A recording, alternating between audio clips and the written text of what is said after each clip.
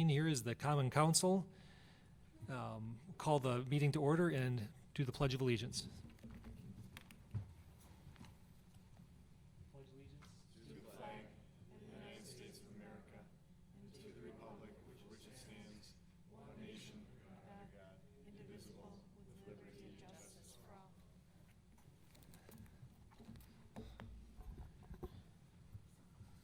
For those just joining us, let's do the roll call again.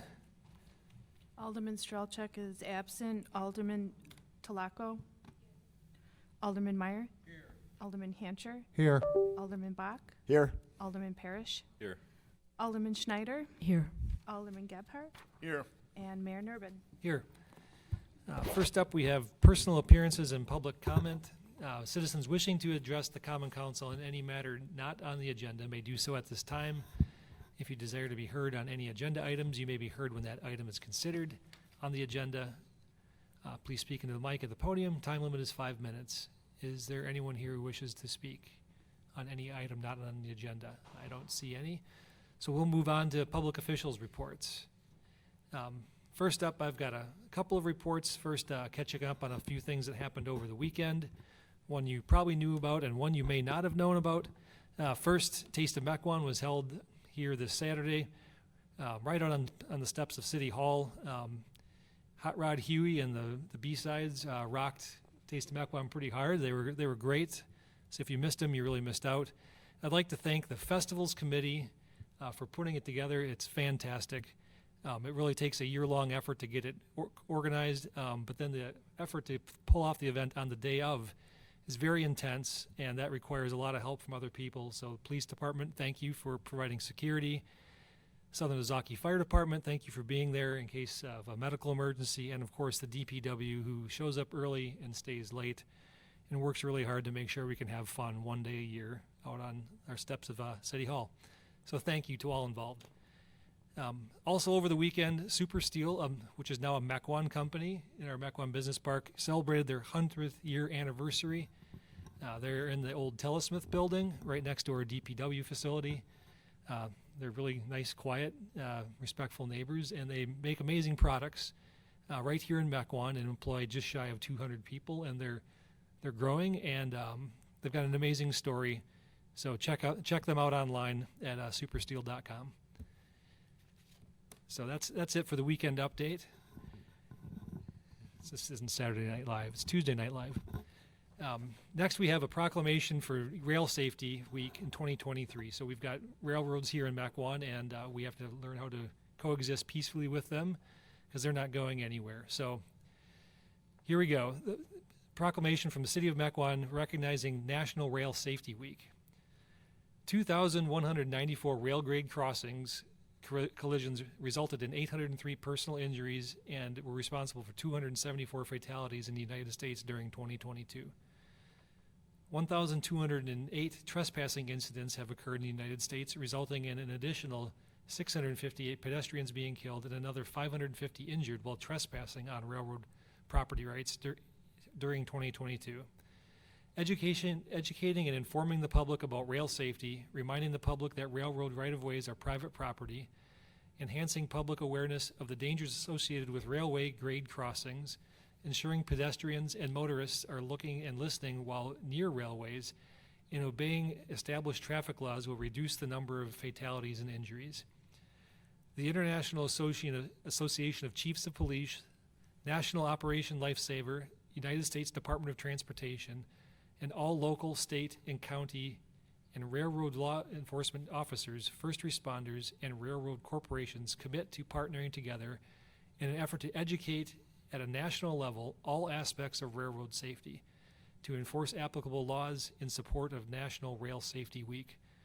Accordingly, I, Andy Nurbin, Mayor of the City of Mequon, on behalf of all citizens in the City of Mequon, proclaim September 18th through the 24th, 2023, to be National Rail Safety Week, and I encourage all citizens to recognize the importance of rail safety education.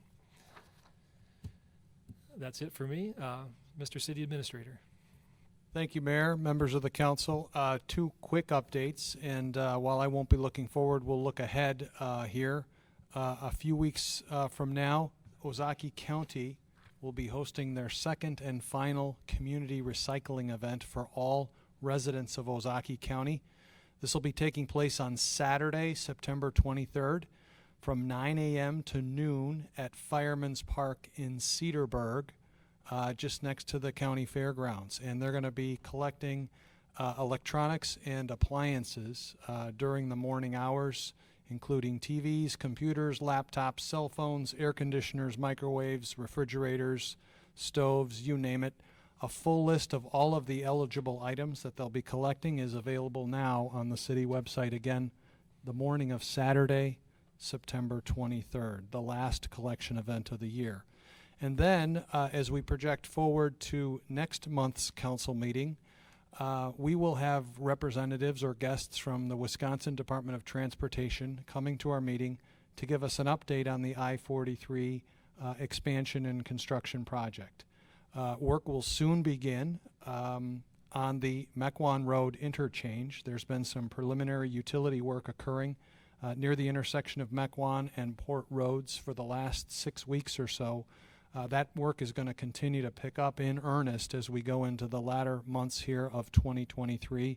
And just as we did last year, we're going to have several representatives from WisDOT here to give us an overview of the work that's been accomplished so far to date here in 2023, and to also give us a preview of what work is going to look like heading into 2024 and next year's construction season. So that'll be right at the head end of our council meeting here next month.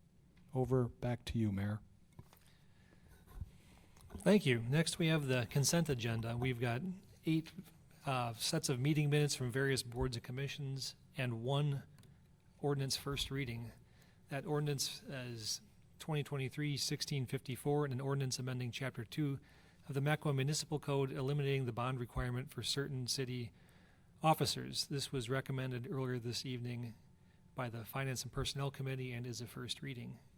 Is there a motion to approve the consent agenda? Second. Motion and a second. All those in favor, please say aye. Aye. Any opposed? And the consent agenda is approved.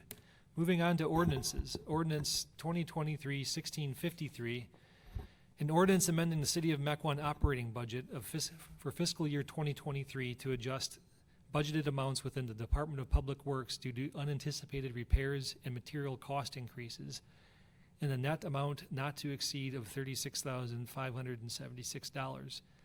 This was recommended by the Finance and Personnel Committee on August 8th, the first reading at Common Council on August 8th, and is here for consideration tonight. Move to approve. Motion and a second. Any comments or questions we didn't discuss previously at any of those committees?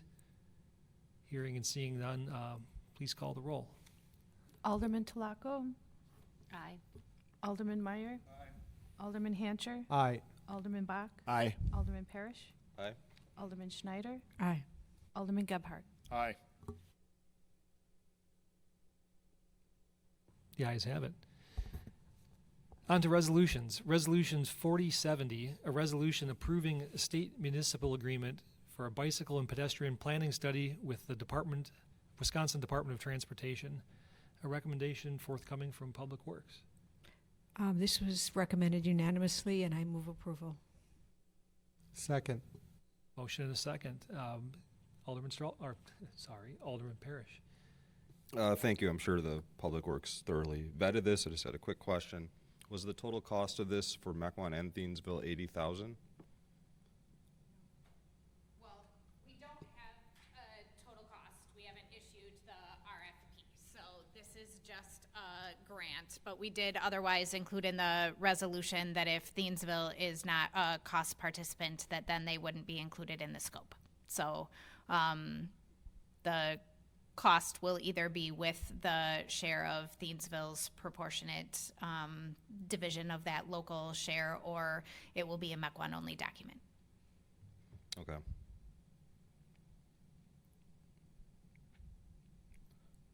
I don't think I can.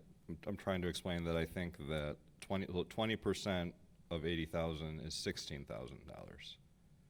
So wouldn't we just, if Thiensville participates, we would pay roughly 85% of that So I feel like Well, we're Thiensville approving a hasn't lo- agreed to anything, so I'm not gonna speak to what theirs is, and if Thiensville doesn't the- agree is to the- anything, we still wanna move forward with the Okay. grant. And this is up to, basically up to 16,000. So if the actual amount of this agreement ends up being 60,000. Well, it could also be more, so the grant is capped out at the 80,000. So it could also be more than that, and then the local share would be 16 plus whatever portion of the plan goes over that amount. I could have asked that better too, so thank you. And then my other question was, can Mequon be a sponsor for a project in another community? Or would they have to join us as a sponsor for that? And do we really want to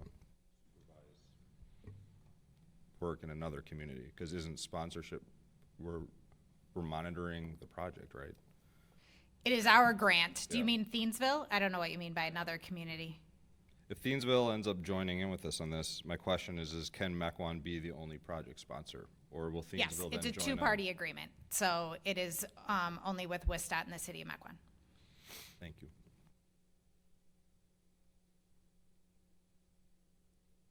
But we do have a shared bike and pedestrian way committee, so Which is what started this. We already went to RFP. We received proposals last fall, and unfortunately, the financial discussion is what waylaid us bringing it to this body for recommendation. And so when the opportunity came up to seek grant funding, we ultimately decided to do that so that we could, at a minimum, reduce the city's portion and see if we could get to a better mix where Thiensville would be willing to participate. They did give a tentative indication that they would be, but it was a straw poll vote and has no regulatory meaning at this point. So we would follow with a memorandum of understanding to work out what that cost share would be. I think with the, given the ambiguity of the way you drew it up is good. I mean, if they're along for the ride, they're in. If they're not, then it's a Mequon only project. I hope they're able to participate, so it captures both at once. And again, they gave a tentative indication. It's a matter of whether the dollar value works to everyone's satisfaction. Any other comments on the SMA?